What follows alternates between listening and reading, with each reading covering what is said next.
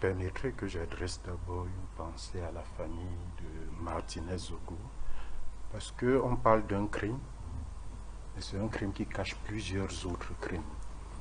Martinez Zogo a subi énormément de choses qui chacune est condamnée par la loi du Cameroun. Il a été charcuté, il a été sodomisé, on lui a donné de la merde à bouffer avant que de l'égorger. C'est plusieurs crimes qui aboutissent au crime final dont on est en train de parler et de déplorer depuis un ensemble de temps. Mais 4 jours, c'est très long. Vous savez, je vais prendre une image très simple pour qu'on se comprenne. Si je suis dans ma maison avec mon épouse et qu'elle décède dans des circonstances un peu bizarres, je suis immédiatement considéré comme le premier suspect. Or, Martinez Zogo, il est constant que dans ses derniers moments de vie, il parlait d'une affaire de gros sous, d'une affaire qui touche des chapitres de budget.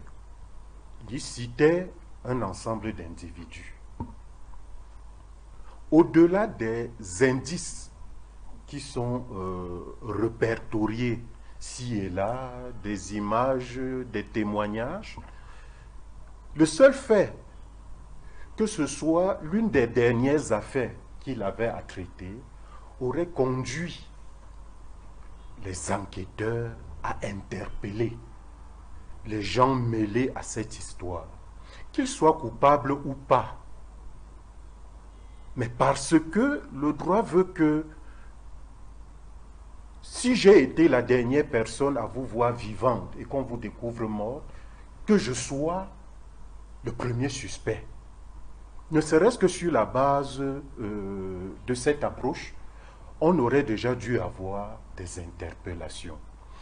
J'ai vu circuler sur la toile des vidéos où des gens, ce soir je ne vais citer personne, mon ami Bidima se fâche souvent que je ne vais citer personne. Mais j'ai vu des gens qui, dans la conscience populaire et collective, sont intimement liés à l'affaire Zogo, dans des vidéos qui semblent narguer la population. Une vidéo dans laquelle on apprend que toi tu es au CEDA actuellement alors que tu es ici avec nous. C'est pas sain. C'est pas sain parce que tout indique, et on évoquait tantôt la réaction des chefs de la Lequier. Ils disent que ceux qui ont tué Martinez Zogo, ce sont les gens liés à la sécurité présidentielle. Ils ne se sont pas cachés pour le dire. Donc, on arrive quand même à avoir des indices, sauf que l'enquête qu'on dit ouverte jusqu'à présent semble ne pas, en fait, semble s'arrimer à ce qui a généralement cours dans notre pays. C'est-à-dire, on ouvre une enquête, il y a un temps de silence et après, il n'y a plus aucun résultat. Et il me semble que la sortie, justement, des chefs supérieurs de la Lequier s'inscrit dans une logique qui voudrait qu'on sorte de cette démarche. Parce que le signal qu'il donne vise à faire en sorte que, à la fin aujourd'hui, on puisse avoir une réaction véritable sur le terrain. Parce que j'ai lu des gens dire que les chefs de la Lequier sont allés pratiquer. Non, il n'y a eu aucune pratique de quoi que ce soit.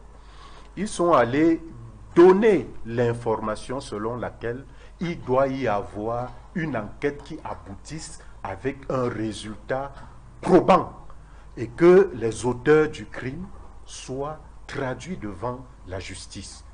Et je pense qu'à partir de ce moment, si ces auteurs ne sont pas traduits devant la justice, ils seront fondés maintenant de passer à l'autre étape. Donc, pour répondre à votre question, c'est absolument incroyable ce qui se passe, que 4 jours, malgré les allégations, malgré toute la connaissance qu'on a de M. Zogo et des dossiers qu'il traitait, que personne n'a été interpellé jusqu'à présent. Voilà.